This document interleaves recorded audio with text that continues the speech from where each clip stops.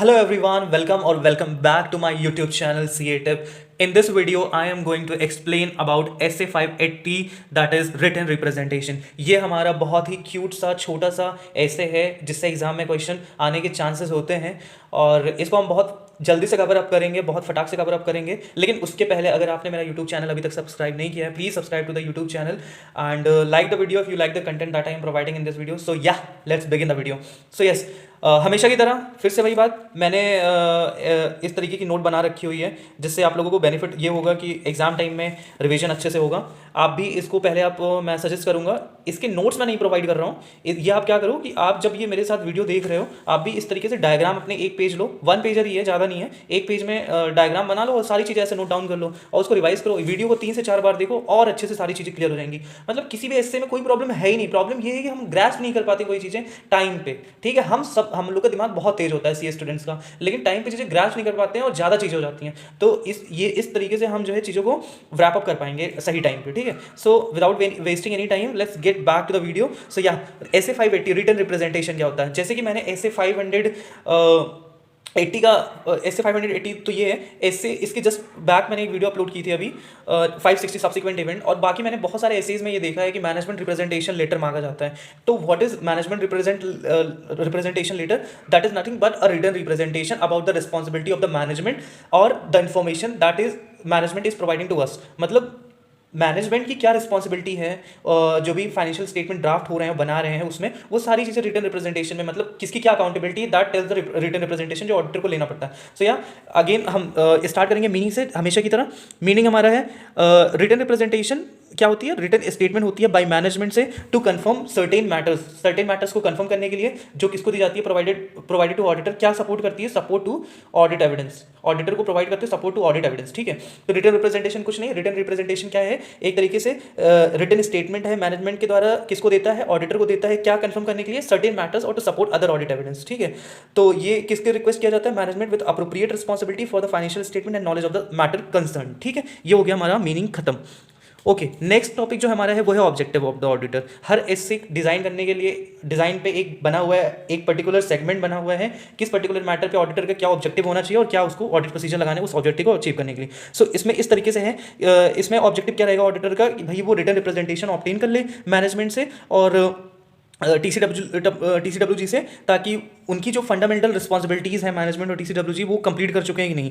Written representation जब हमने obtain कर लिया तो वो सपोर्ट करेगा अदर ऑडिट एविडेंस को और उस बेसिस पे हमें रिस्पॉन्ड करना होगा. मतलब हमें रिपोर्ट में डालनी होंगी चीज़ें और अप्रोप्रिएटली हम कर लेंगे. तो ऑब्जेक्टिव बहुत सिंपल है, ऑब्टेन सपोर्ट रिस्पॉन्ड. ऑब्टेन मतलब ऑब्टेन करेंगे रिटन रिप्रेजेंटेशन, सपोर्ट करेगा अदर ऑडिट एविडेंस को और रिस्पॉन्ड करेंगे अप्रोप्रिएटली. ओके, नेक्स्ट जो है हमारे पास एक पॉइंट दिया हुआ है उसमें कि रिटन रिप्रेजेंटेशन ऑडिट एविडेंस होता है, not sufficient appropriate audit evidence. Exam में क्वेश्चन 5 मार्क्स का आ सकता है कि मतलब 5 मार्क्स का आएगा तो ये नहीं लिखा होगा. ये तो बहुत मैंने क्रिस्प में बताया है, वो मतलब इसको पढ़ के तुम अच्छे से पढ़ सकते हो किताब में, ये बोल रहा हूँ.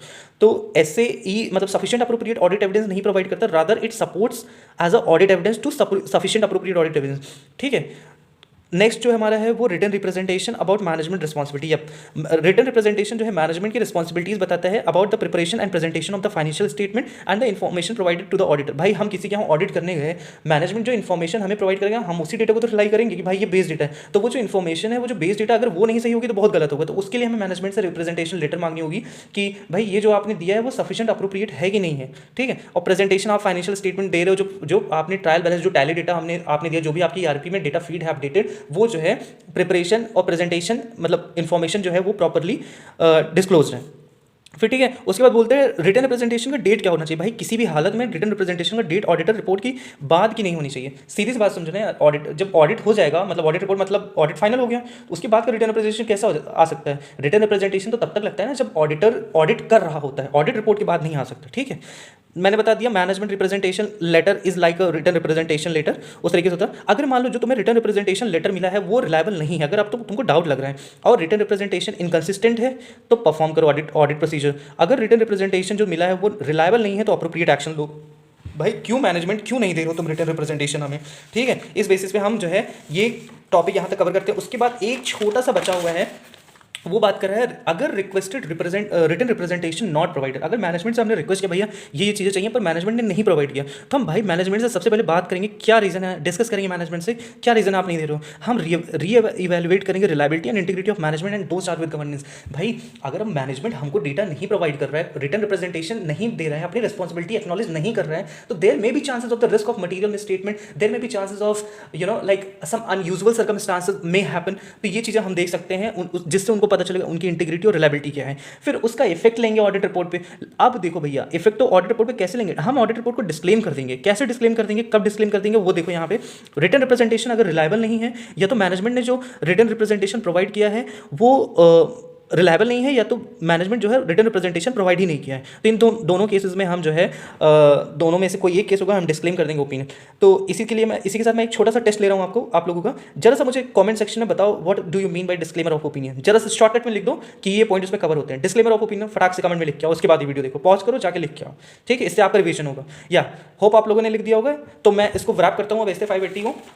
क्या अभी तक हमने पढ़ा रिवाइज कर, फिर से एक बार मैं बता दे रहा हूँ। ऐसे 580 रिटन रिप्रेजेंटेशन क्या होता है, रिटन स्टेटमेंट होता है, मैनेजमेंट देता है, वो कंफर्म करता है किसी पर्टिकुलर सब्जेक्ट मैटर को, अपनी रिस्पॉन्सिबिलिटी एक्नॉलेज करता है, किसको देता है, ऑडिटर को प्रोवाइड करता है, ऑडिटर उससे क्या करता है, सपोर्ट करता है अदर ऑडिट एविडेंस को। ऑब्जेक्टिव क्या होता है ऑडिटर का रिटन रिप्रेजेंटेशन में, obtain support and respond, obtain written representation, support other audit evidence and support sufficient appropriate audit evidence and respond appropriate. Written representation audit evidence होता है, sufficient appropriate audit evidence नहीं होता है। Written representation support करता है sufficient appropriate audit evidence को। Written representation about management responsibility, management की responsibility presentation financial statement में वो एक्नॉलेज कर रहा है, और जो भी इन्फॉर्मेशन हमें ऑडिट के लिए दी है वो एक्यूरेट है। डेट एंड पीरियड क्या होता है, रिटन रिप्रेजेंटेशन कभी भी डेट ऑफ ऑडिटर रिपोर्ट का नहीं होना चाहिए, जस्ट लाइक एमआरएल होता है मैनेजमेंट रिप्रेजेंटेशन लेटर। अगर doubt as to the reliability of written representation या तो इनकंसिस्टेंट है तो परफॉर्म करो ऑडिट प्रोसीजर्स, अगर तुम्हारे रिटन रिप्रेजेंटेशन रिलायबल नहीं है तो अप्रोप्रिएट एक्शन जो ले सको आप उस टाइम पे लो, उस टाइम पे करो। अगर रिक्वेस्टेड रिटन रिप्रेजेंटेशन जो है मैनेजमेंट नहीं प्रोवाइड की है तो हम उस पर क्या करेंगे, डिस्कस करेंगे मैनेजमेंट से फटाक से कि भाई क्यों नहीं दे रहे हो, उनकी इंटीग्रिटी और रिलायबिलिटी चेक करेंगे, इफेक्ट देंगे ऑडिट रिपोर्ट पे, अकॉर्डिंगली डिस्क्लेम कर देंगे हम ओपिनियन को। रिटन रिप्रेजेंटेशन अगर रिलायबल नहीं है, हमें नहीं लग रही है, अगर मैनेजमेंट रिटन रिप्रेजेंटेशन प्रोवाइड नहीं करती है तो। सो या ये हमारा पूरा ऐसे 580 का रिविजन हो गया है रिटन रिप्रेजेंटेशन का गाइज, यहाँ तक हो गया है। और मैं अपने आने वाली वीडियोस में एसेज और बहुत सारे एजुकेशनल वीडियोस पोस्ट करूँगा। So please like the video and subscribe to the channel and hope आप लोग को ये वीडियो अच्छी लगी होगी। सो या it's time to say goodbye, मिलते हैं आपको अगली वीडियो में, bye bye, thank you so much.